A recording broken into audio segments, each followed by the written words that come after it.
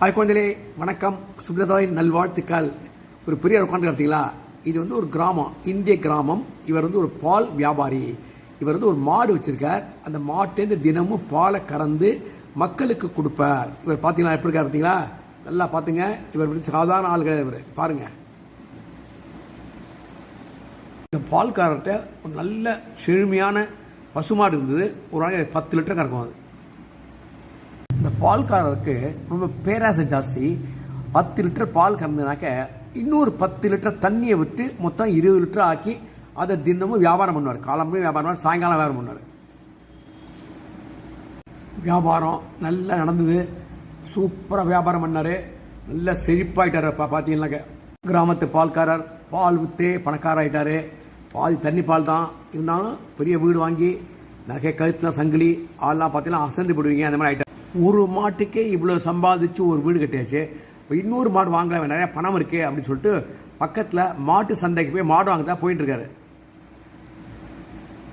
மாட்டு சந்தை ஆரம்பிக்கிறதுக்கு முன்னாடி குளிச்சுட்டு சாப்பிடலாம் அப்படிங்கிறதுக்காக குளக்கரையில் பணக்கட்டை வச்சுட்டு குடிக்கிறதுக்காக இறங்குறாரு.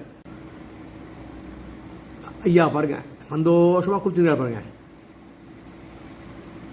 ஒரு குரங்கு மரத்தில் இருந்தது. இவன் குளிக்கிறத பார்த்துது. கரையில் இந்த துணி பண்டில் கேஷ் இருக்கு இல்லையா, அதை பார்த்துது. இதுக்கு கேஷுன்னு தெரியாது, சாப்பாடுன்னு நினச்சிட்டு இருக்கு. அதை எடுத்துட்டு மரத்து மேலே ஏறி உட்காந்துருது.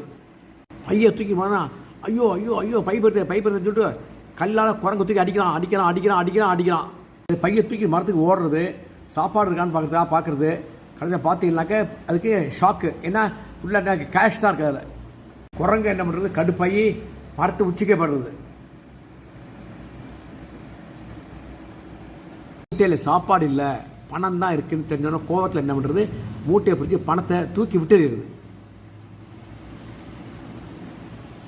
பாதி பணம் அவன் எடுக்க முடியாது, அப்படி ஆற்ற போட்டு தண்ணியில்.